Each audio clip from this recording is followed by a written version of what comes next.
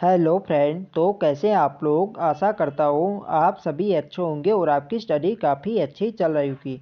तो देखो, आज की क्लास में बात करेंगे जो हमने एक नई सीरीज यहाँ पे स्टार्ट करी थी, उत्तराखंड परीक्षा वाणी। अभी तक इस सीरीज़ के यहाँ पे पार्ट 3 यहाँ पे अपलोड हो चुके हैं।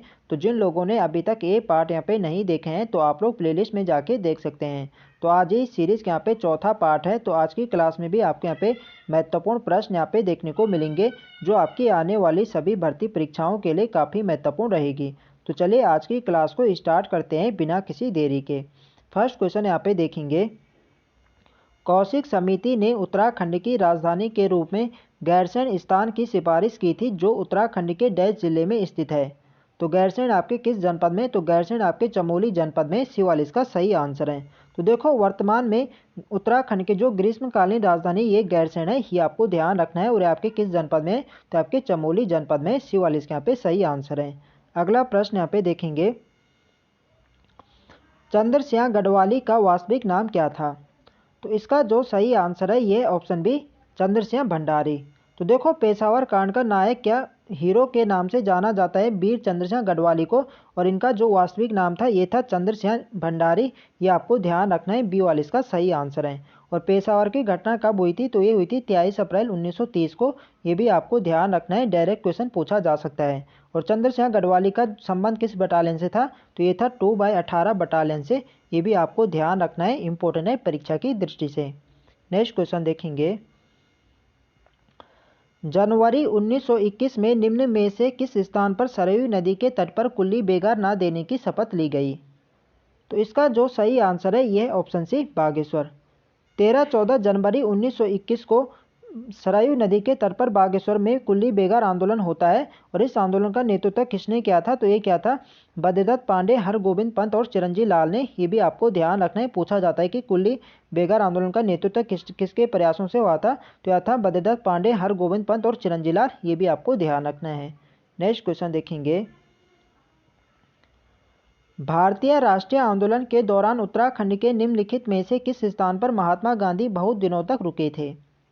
तो इसका जो सही आंसर है ये ऑप्शन सी, कौसानी। कौसानी में महात्मा गांधी लगभग यहाँ पे 12 दिनों तक यहाँ पे रुके थे।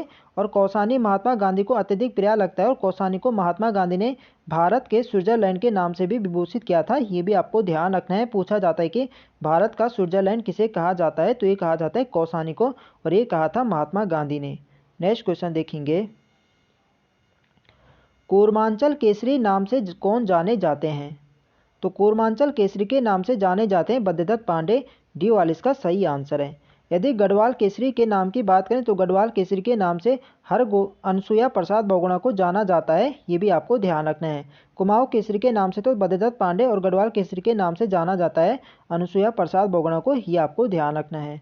अगला प्रश्न यहाँ पे देखेंगे, तो अगला प्रश्न यहाँ पे यही है कि गढ़ केसरी के नाम से कौन जाने जाते हैं। तो गढ़ केसरी के नाम से जाना जाता है अनुसुईया प्रसाद बहुगुणा को। बी वाले इसके यहाँ पे सही आंसर है। नेक्स्ट क्वेश्चन देखेंगे,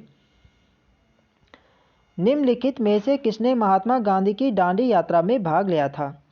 तो देखो, महात्मा गांधी की दांडी यात्रा में राज्य से 3 व्यक्तियों ने भाग लिया था, ज्योतिराम कांडपाल, भैरव दत्त जोशी और गोरखा वीर खड़ग बहादुर। इन 3 व्यक्तियों ने महात्मा गांधी की दांडी यात्रा में भाग लिया था। ये आपको ध्यान रखना है।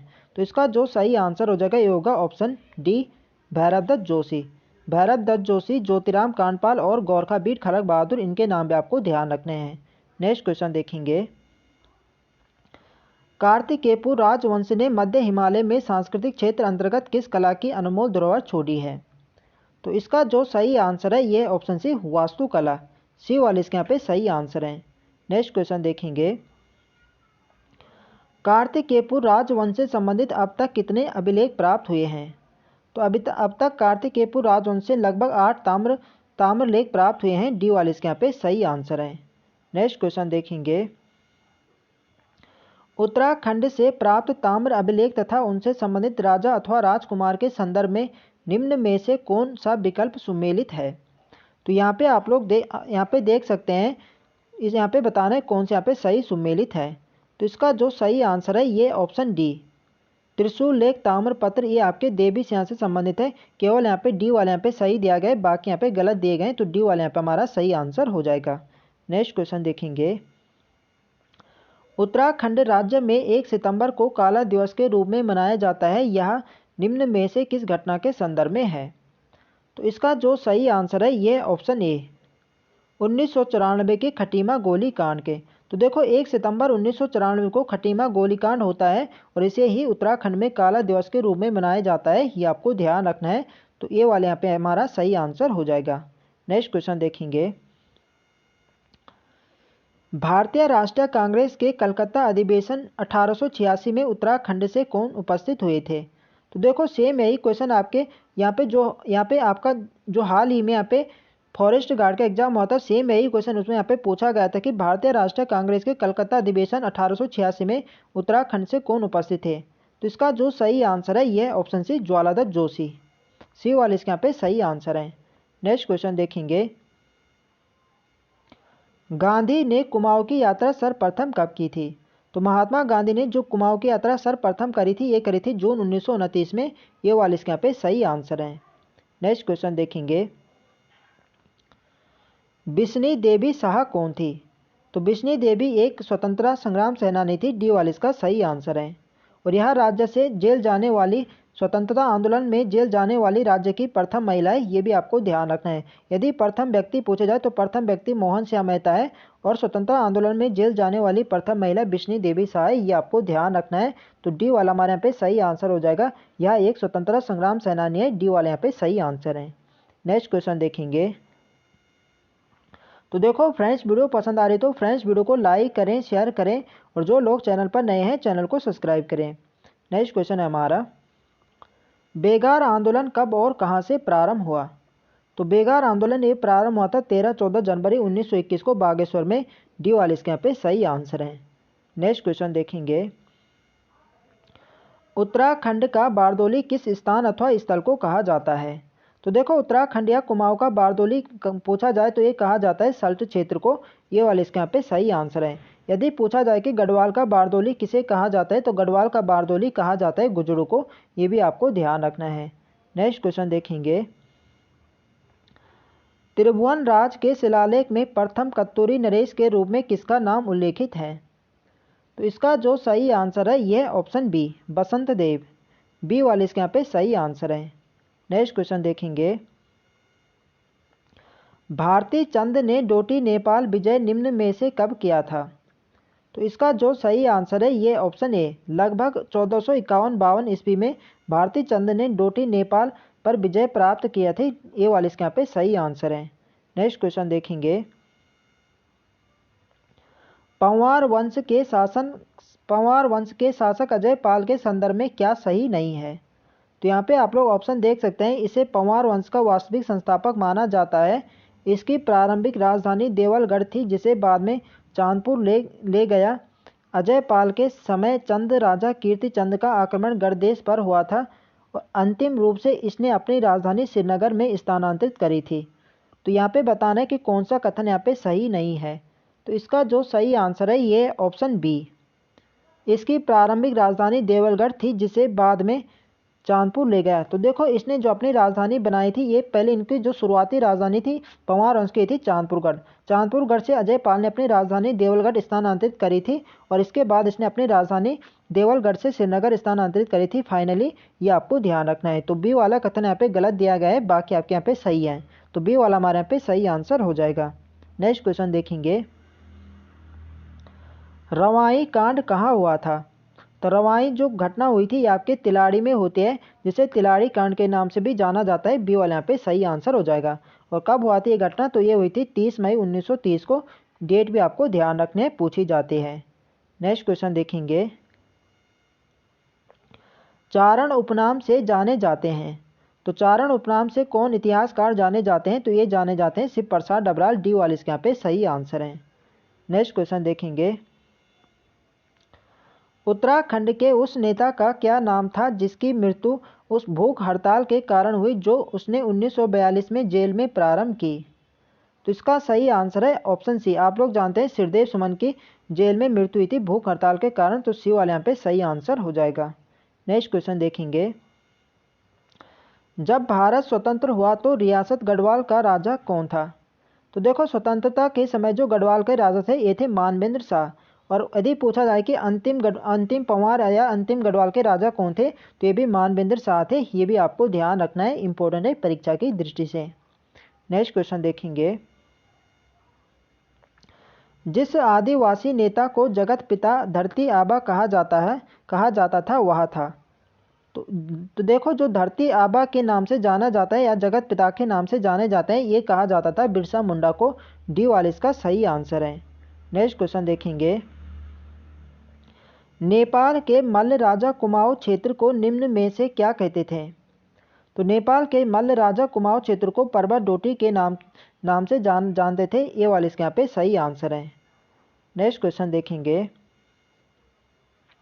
देवप्रयाग से प्राप्त दो अभिलेख जो सन 1548 तथा 1561 ईस्वी में उत्कीर्ण कराए गए थे, ये पंवार वंश के निम्न में से किस शासक से संबंधित हैं। तो ये संबंधित है राजा सहजपाल से। सी वाले इसके यहाँ पे सही आंसर है। पूछा जाता है कि देवप्रयाग से किसके अभिलेख मिले थे, ये मिले थे सहजपाल के। ये आपको ध्यान रखना है, सी वाले इसका सही आंसर है। नेक्स्ट क्वेश्चन देखेंगे, बद्रीदत्त पांडे थे। तो यहाँ पे आप लोग ऑप्शन देख सकते हैं, यह कुल्ली बेगार आंदोलन के नायक थे, बिल्कुल सही है। भारतीय राष्ट्रीय कांग्रेस के एक सदस्य थे, ये भी बिल्कुल सही है।